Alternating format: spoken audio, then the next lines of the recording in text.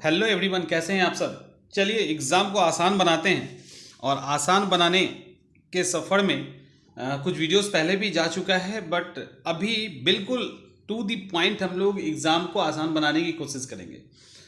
पहली सबसे बड़ी शिकायत आप लोग की आती है कि संविधान के अंदर आर्टिकल याद नहीं होते। संविधान के अंदर आर्टिकल याद नहीं होता, ये आप लोगों का समस्या है। और मैंने कई बार वीडियोस में कहा भी है कि बहुत सारे आर्टिकल्स नहीं पूछे जाते हैं।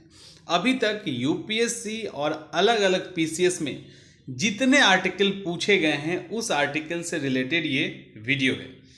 इसका पीडीएफ इंग्लिश में भी अवेलेबल है और हिंदी में भी है, और दोनों चंद्रमणि आईएएस एकेडमी के ऐप पर है अवेलेबल। आप वहां से जाके उसको डाउनलोड कर सकते हैं। एक एक करके आर्टिकल वही देखेंगे जो एग्जामिनेशन में, प्रीवियस ईयर के एग्जामिनेशन में पूछा गया है। इससे आपको समझ में आएगा दो चीज़। एक तो आर्टिकल कि आर्टिकल जो है कितने पूछे गए हैं, ज़्यादा इंपॉर्टेंट कौन कौन सा आर्टिकल है और कहाँ तक हमको याद करना है, सबको नहीं रटना। चलिए स्टार्ट करते हैं। पहला इंपॉर्टेंट है जिसके अंदर संघ का नाम, यूनियन एंड राज्य क्षेत्र, उसका एरिया दिया गया है। यानी आर्टिकल 1 की बात कर रहे हैं तो यहाँ पे क्या है, इंडिया और भारत की बात की गई है। आर्टिकल 2 भारत में नए राज्यों के प्रवेश और स्थापना की बात है। इट मीन्स कि वैसे स्टेट या वैसा हिस्सा जो भारत में पहले से नहीं था उसके बारे में बात किया गया है। जो ऑलरेडी है उसको अनुच्छेद 3 के अंदर भारत में इंक्लूड किया जाए, उसके अनुच्छेद 3 के अंदर अगर उसका नाम बदलना है, सीमा बदलना है या नए राज्यों का फॉर्मेशन करना है तो आर्टिकल 3 का यूज करेंगे। पूछा गया है। 4 नहीं पूछा गया है। 5 पूछा गया है, संविधान के समय नागरिकता की बात की गई है। 5 के बाद नागरिकता से रिलेटेड कोई भी आर्टिकल नहीं है, यानी नागरिकता से एक ही आर्टिकल पूछा गया, आर्टिकल 5। अच्छा, आप लोग उछल कूद के भाग मत जाना कि चलो इसका पीडीएफ तो मिल रहा है लेकिन निकल जाते हैं। तो पीडीएफ लेके निकलने से बहुत सारी चीजें छूट जाएगी। 5-7 मिनट का टाइम लगेगा, हम लोग इसको एक बार बात कर लेते हैं इस पे। उसके बाद आर्टिकल 13, संघ और राज्य मूल अधिकार से असंगत और उनका अल्पीकरण करने वाली विधियां। इसका मतलब क्या है, कोई ऐसा नियम स्टेट या सेंटर नहीं बना सकता जो फंडामेंटल राइट को कम कर सके। और यही आर्टिकल 13 है जिससे हमारे सुप्रीम कोर्ट और हाई कोर्ट को जुडिशियल रिव्यू का पावर मिला है। आर्टिकल 14 विधि के समक्ष समता। उसके बाद 15 का सीधा 5 पूछा गया है। 1 2 3 4 का पता नहीं, सीधा 5। क्या, शिक्षण संस्थानों में जिसमें गैर सरकारी, गैर अनुदान प्राप्त जो एजुकेशनल इंस्टीट्यूट हैं उसके अंदर ओबीसी एससी एसटी को रिजर्वेशन मिलेगा। 16(2) सीधा पूछा गया है, किसी भी व्यक्ति के साथ केवल धर्म, मूलवंश, जाति, लिंग, इन सब के आधार पे किसी भी तरह की सार्वजनिक नियुक्ति के मामले में भेदभाव नहीं की जाएगी। और ये भी पूछा गया है किसमें, यूपीएससी के अंदर। ये भी यूपीएससी के अंदर पूछा गया है, पीसीएस में तो पूछा ही नहीं गया है। उसके बाद आर्टिकल 17 कई बार पूछा गया, आसान है, छुआछूत का अंत। आर्टिकल 19(1)(a) पूछा गया है, अभिव्यक्ति की स्वतंत्रता, प्रेस की स्वतंत्रता संबंधी प्रावधान। उसके बाद 19 से कोई और सवाल नहीं है। आर्टिकल 20 पूछा गया है, अपराध के लिए दोष सिद्धि के संबंध में संरक्षण। हम लोग अभी फंडामेंटल राइट में चल रहे हैं। आर्टिकल 22 पूछा गया है, किसी व्यक्ति को एक अपराध के लिए 2 बार से अधिक सजा का प्रावधान नहीं है। 2 बार ये सवाल पूछा गया है। आर्टिकल 21 पूछा गया है, प्राण और दैहिक स्वतंत्रता, जिसके अंदर विदेश यात्रा, एकांत में रहने आदि का अधिकार है। कई सारे सवाल हैं इससे, लेकिन आर्टिकल 21 से अलग अलग तरीके से घुमा के सवाल पूछे गए। उसके बाद आर्टिकल 21(a) क्या कहता है, बच्चों को शिक्षा का अधिकार, राइट टू एजुकेशन। आर्टिकल 22 क्या कहता है, गिरफ्तारी और निरोध से संरक्षण। सवाल 22 से है 2-3। आर्टिकल 23 क्या कहता है, मानव दुर्व्यापार और बलात् श्रम का प्रतिषेध। उसके बाद आर्टिकल 24 क्या कहता है, आर्टिकल 24 कहता है कि कारखाने आदि में बालकों के नियोजन, 14 साल से कम उम्र के बच्चों को किसी भी खतरनाक कामों में नहीं लगाया जाएगा। 24 कहता है। 25 क्या कहता है, अंतःकरण की और धर्म की अबाध रूप से मानने, आचरण करने और प्रचार की स्वतंत्रता। यानी 25 के अंदर आप अपने अकॉर्डिंग किसी भी रिलीजन को मान सकते हैं। 26 क्या कहता है, धार्मिक कार्यों के प्रबंधन की स्वतंत्रता। यहां पूछा गया, 27 गायब है, 28 गायब है, 2 ही सवाल है। उसके बाद 29 से सवाल है, अल्पसंख्यक वर्ग के हितों का संरक्षण पूछा गया है, लेकिन इसके डीप में भी चला गया है। ये टॉपिक, ये पॉइंट, और 29(2) पूछ दिया गया है, लेकिन क्योंकि ये ऐसा लिखा हुआ है क्वेश्चन के अंदर कि आप आराम से 29 समझ के हिट कर देंगे। किसी भी नागरिक को धर्म, वंश, जाति, भाषा या इनमें से किसी भी आधार पे राज्य द्वारा संपोषित या राज्य की सहायता प्राप्त करने वाली शिक्षण संस्थान में प्रवेश से वंचित नहीं किया जाएगा, 29(2) कहता है। 30 से पूछा गया है सवाल, अल्पसंख्यक वर्ग के शिक्षण संस्थानों की स्थापना और प्रशासन, यानी माइनॉरिटीज को अपने एजुकेशनल इंस्टीट्यूट की स्थापना और प्रशासन का अधिकार है। उसके बाद 31 क्या कहता है, सभी माइनॉरिटीज कौन कौन, भाषाई और धार्मिक, लिंग्विस्टिक एंड रिलीजन के आधार पे जो हैं, उनको अपने पसंद के शैक्षणिक संस्थान को स्थापित करने और चलाने का राइट है। कुछ ऐसा ही है, यहाँ पे क्लियरिटी ज्यादा है, ये सवाल पूछे गए हैं यूपीएससी के अंदर। वैसे ही है, यूपीएससी थोड़ा डीप में चली जाती है। 31A क्या कहता है, किसी व्यक्ति को कानून के अधिकार के बिना संपत्ति से वंचित नहीं किया जाएगा। And finally 32 last, fundamental right, संवैधानिक उपचार का अधिकार। तो समझ सकते हो कि फंडामेंटल राइट के अंदर भी कितने कम आर्टिकल से सवाल पूछे गए। डीपीएसपी के अंदर सवाल थोड़े ज्यादा हैं क्योंकि कंफ्यूजन यहां ज्यादा होता है। आर्टिकल 36 राज्य की परिभाषा नीति निर्देशक तत्व के अंतर्गत। 39A क्या कहता है, समान एवं निःशुल्क विधिक सहायता, समान एवं निःशुल्क विधिक सहायता। आर्टिकल 40 क्या कहता है, ग्राम पंचायत के गठन की बात कर रहा है, कहां, डीपीएसपी के अंदर। 41 लगातार यहां पे सवाल है, कार्य करने का अधिकार, यानी सबको काम करने का अधिकार है। 42 क्या कहता है, कार्य करने का सही और मानवीय स्थिति। कारखाना एक्ट 1948 में भी प्रोविजन है कि जो लेबर जहां काम करेगा तो ऐसा कंडीशन होना चाहिए जो मानवीय कंडीशन हो, आराम से काम कर सके। आर्टिकल 43A उद्योग और प्रबंध में श्रमिकों, कर्मचारियों का भाग लेना, ठीक है। 43A मैंने आपने देखा है ना कि कंपनी के मैनेजमेंट में यूनियंस मजदूरों की तरफ से भाग लेती है, वो है। 44 कॉमन सिविल कोड, कई बार पूछा गया है। 45 क्या कहता है, बच्चों के लिए मुफ्त और अनिवार्य शिक्षा की बात कर रहा है 45। 48 से सवाल है, पर्यावरण का संरक्षण तो करना ही करना है, वन के साथ, फॉरेस्ट के साथ जो एनिमल्स है यानी वन्य जीव हैं उनकी भी रक्षा करनी है। 50 क्या कहता है, कार्यपालिका से न्यायपालिका का पृथकीकरण। 50 कहता है एग्जीक्यूटिव एंड जुडिशरी के बीच में पृथकीकरण, और ये सवाल भी कई बार पूछा गया है। अंतर्राष्ट्रीय शांति और सुरक्षा की अभिवृद्धि। उसके बाद सीधा 51A मौलिक कर्तव्य, इसके अंदर मौलिक कर्तव्य कौन कौन है ये पूछा गया है, कौन किस में है ये नहीं पूछा गया। सीधा 51A मौलिक कर्तव्य, काम खत्म हो गई मौलिक कर्तव्य की। आप सिर्फ ये उसके अंदर पढ़ लेना कि कौन कौन सा उसके अंदर है। 53(1) पे सीधा आते हैं, संघ की कार्यपालिका शक्ति राष्ट्रपति में होगी, ऐसा यहाँ पे बताया गया। वो अपने पावर का यूज खुद या अपने अधीनस्थ अधिकारियों के साथ करेंगे। 54 क्या कहता है, 54 कहता है कि राष्ट्रपति का चुनाव एक इलेक्टोरल कॉलेज के द्वारा होगा या निर्वाचक मंडल के द्वारा होगा। अब उसमें कौन कौन आते हैं वो कहानी है, मतलब 54 कहता है कि निर्वाचक मंडल की बात राष्ट्रपति के लिए करता है। 57 आप जानते हैं कि राष्ट्रपति कई बार चुने जा सकते हैं, तो उसके लिए जो भी योग्यता है वो 57 बताता है। ये थोड़ा सा मतलब अनयूजुअल आर्टिकल है, यानी लगातार नहीं पूछे जाएंगे। 61 लगातार पूछा गया है राष्ट्रपति पे इम्पीचमेंट, महाभियोग। 72 लगातार पूछे जाने वाला है, राष्ट्रपति को क्षमादान की शक्ति। 74 एंड 75 याद रहना चाहिए टिप्स पर। राष्ट्रपति को सहायता और सलाह देने के लिए मंत्रिपरिषद की बात की गई है।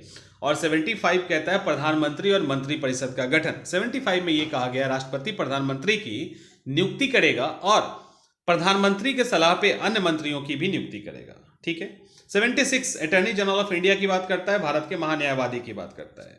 उसके बाद 78 बात करता है राष्ट्रपति को जानकारी देने के संबंध में प्राइम मिनिस्टर का कर्तव्य, जो उनका कर्तव्य है राष्ट्रपति को इंफॉर्मेशन देना, उसके बारे में। आर्टिकल 105 क्या कहता है, संसद के सदस्यों को कुछ या समितियों की, संसद के सदस्यों को कुछ स्पेशल विशेषाधिकार मिला हुआ है, उसके बारे में बात की जा रही है 105 से। आर्टिकल 111 बहुत फेमस है, वीटो की शक्ति, राष्ट्रपति विधेयक को परमिशन दे ना दे, वो वीटो की जो पावर है आर्टिकल 111 के अंदर है। आर्टिकल 117 ऐसा कोई भी प्रकार का टैक्स जो लगाया जा रहा हो या संशोधन किया जा रहा हो, कोई भी टैक्स आर्टिकल 110 के अकॉर्डिंग, तो वो राष्ट्रपति के सिफारिश के बिना नहीं रखा जाएगा विधायिका में। वैसे भी लोकसभा में ही रखा जाएगा, नहीं रखा जाएगा जब तक वो परमिशन ना दे दे।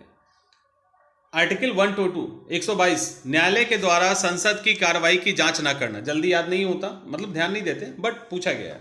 122 संसद के कार्रवाई की जांच न किया जाना, ये यहाँ पे सवाल है। आर्टिकल 123 सबको पता है, ऑर्डिनेंस अध्यादेश जारी किया जाता है राष्ट्रपति के द्वारा। 124 भी इंपॉर्टेंट है, सर्वोच्च न्यायालय के गठन का प्रावधान है। 124 में सर्वोच्च न्यायालय के गठन का प्रोविजन है, ये इंपॉर्टेंट है। आर्टिकल 131 उच्चतम न्यायालय के आरंभिक अधिकारिता में क्या है, जैसे फंडामेंटल राइट आ जाता है, जैसे दो स्टेट के बीच में लड़ाई हो या सेंटर और स्टेट के बीच में लड़ाई हो, तो वो सब 131 के अंदर आता है और अभी के लिए तो काफी हिट है। कई केरल ने भी 131 का यूज किया है। आर्टिकल 132 इसमें कहा गया है उच्च न्यायालय से अपीलों में उच्चतम न्यायालय की अपीलीय अधिकारिता, यानी उच्च न्यायालय से किस कंडीशन में सुप्रीम कोर्ट में अपील जाएगा। आर्टिकल 34A क्या कहता है, दंडित विषयों में उच्चतम न्यायालय की जो अपील की अधिकारिता है उसके बारे में। और आर्टिकल 137 कहता है कि निर्णय और आदेशों में उच्चतम न्यायालय द्वारा पुनर्विलोकन। ये वो आर्टिकल है ना जो जल्दी नहीं पूछे जाते हैं। ऐसा नहीं है कि पूछ दिया तो इसको याद ही कर जाना, नहीं याद कीजिए, कोई दिक्कत नहीं है। आर्टिकल 143 जरूर याद कीजिए, उच्चतम न्यायालय से परामर्श की शक्ति राष्ट्रपति को है। और आर्टिकल 148 तो याद कर 148 तो याद करना है, जहां controller and auditor general of India की बात की गई है, नियंत्रक एवं महालेखा परीक्षक की बात की गई है। उसके बाद आर्टिकल 155 राज्यपाल की नियुक्ति राष्ट्रपति के द्वारा डायरेक्ट होगी। राज्यपाल की नियुक्ति राष्ट्रपति के द्वारा डायरेक्ट होगी, ऐसा कहा गया है। आर्टिकल 160 राष्ट्रपति आकाश में नहीं, राष्ट्रपति असाधारण परिस्थिति में राज्यपाल के कृत्यों का पालन करेगा। राष्ट्रपति असाधारण परिस्थिति में राज्यपाल के कामों का पालन, राज्यपाल असाधारण स्थिति आ गई, बिल्कुल अननेचुरल स्थिति आ गई, तो राज्यपाल की का पोस्ट राष्ट्रपति कुछ समय के लिए ले सकते हैं। 164 क्या कहता है, 164 कहता है कि राज्य में मुख्यमंत्री और मंत्री परिषद की नियुक्ति होगी। राज्यपाल के द्वारा ही मुख्यमंत्री और मुख्यमंत्री की सलाह पे मंत्री की नियुक्ति की जाएगी। 168 महाधिवक्ता की बात की जा रही है यहाँ पे, जिसकी नियुक्ति राज्यपाल करेंगे। 169 बहुत ही इंपॉर्टेंट है, विधान परिषद बनाना या हटाना। 169 राज्य में विधानसभा की संरचना 170 के अकॉर्डिंग निर्धारित होता है और Vidhan Parishad state legislative council 171 के तहत डिटरमाइन किया जाता है। सीधा 192 राज्य विधानमंडल के सदस्यों की निर्भरता नहीं निर्हरता से संबंधित प्रश्नों का विनिश्चय, निर्हरता से संबंधित जो प्रश्न है उसका विनिश्चय।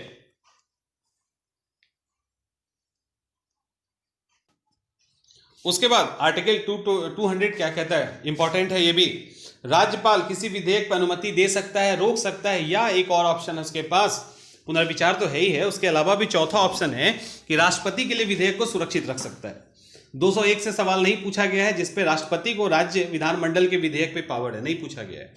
215 उच्च न्यायालय एक अभिलेख न्यायालय होगा। 215 222 क्या कहता है कि किसी न्यायाधीश का एक उच्च न्यायालय से दूसरे न्यायालय में अंतरण यानी ट्रांसफर। उसके बाद 226 कहता है उच्च न्यायालय के द्वारा रीट जारी करने का राइट, बहुत ही इंपॉर्टेंट आर्टिकल है 226। 227 क्या कहता है, सभी न्यायालय के अधीक्षण की शक्ति उच्च न्यायालय को है। 243 झा 1 जो पंचायत से रिलेटेड है, क्या पूछा गया है, राज्य वित्त आयोग के गठन किसके अंतर्गत है, यही पूछा गया है, बाकी सवाल नहीं है। अनुच्छेद 245 क्या पूछा गया है, संसद के द्वारा और राज्य विधानमंडल के द्वारा बनाई गई विधि का विस्तार कहां तक होगा उसकी सीमा बताई गई है। 263 अंतरराज्यीय परिषद के बारे में बताया गया है। 265 इंपॉर्टेंट नहीं है बहुत, बिना प्राधिकार के टैक्स नहीं लगाया जाएगा। 270 क्या कहता है, जो टैक्स है वो कौन वसूलेगा और राज्यों और संघ के बीच में कैसे वितरित होगा, 270 के अंदर है। 280 इंपॉर्टेंट है, वित्त आयोग का प्रोविजन है, बाकी बीच के सारे गायब। 300A संपत्ति का अधिकार। 301 इंपॉर्टेंट है, व्यापार वाणिज्य और समागम की स्वतंत्रता। सीधा 312 सबको पता है, राष्ट्रीय अखिल भारतीय सेवाओं का सृजन राज्यसभा 2/3 बहुमत से कर सकती है। 315 संघ और राज्यों के लिए लोक सेवा आयोग की बात की गई है, 2 या 2 से अधिक राज्यों के लिए संयुक्त लोक सेवा आयोग भी होगा। 320 लोक सेवा आयोग के कृत यानी लोक सेवा का कर्तव्य ये है कि संघ और राज्य के सेवाओं के नियुक्ति के लिए, लोक सेवक की नियुक्ति के लिए परीक्षा का संचालन करे। आर्टिकल 223A प्रशासनिक अधिकरण, ठीक है, की स्थापना, प्रशासनिक अधिकरण की स्थापना। 324 निर्वाचन आयोग का प्रावधान किया गया है। 324 में निर्वाचन आयोग का प्रावधान है। 330 में लोकसभा के लिए अनुसूचित जाति अनुसूचित जनजाति के आरक्षण का प्रावधान है लोकसभा में। 331 एंग्लो इंडियन, याद कर लीजिएगा, जरूरी है। 331 अब समाप्त हो गया लेकिन याद कर लीजिएगा। 332 राज्य के विधानसभा में अनुसूचित जाति और जनजाति। 338 इंपॉर्टेंट है, राष्ट्रीय अनुसूचित जाति आयोग। 338A अनुसूचित जनजाति आयोग। उसके बाद 350 प्राथमिक स्तर पे मातृभाषा की शिक्षा की बात की गई है 350A में।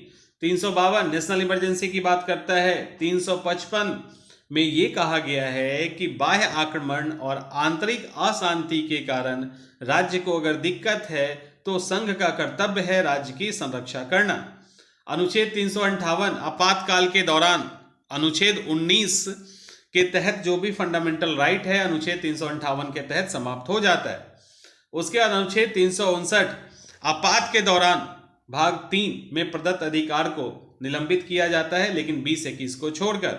अनुच्छेद 360 वित्तीय आपातकाल, अनुच्छेद 368 संविधान संशोधन प्रक्रिया। और यही सवाल इतने ही एक्ट से इतने ही आर्टिकल पूछे गए हैं। आप इसको ऐसा करिए, प्रिंट आउट करवा के दीवार पे चिपका लीजिए, प्रिंट आउट करवा के दीवार पे चिपका लीजिए और इसी को याद कर लीजिए। मैक्सिमम सवाल घुमा फिरा के यहीं से पूछेंगे। कुछ और आर्टिकल मन करता है तो उसको भी याद कर लीजिए, ठीक है। तो यह आर्टिकल वाला कंफ्यूजन अब दूर हो गया होगा और इसी तरह से जहां जहां समस्या उसको हम लोग दूर करेंगे।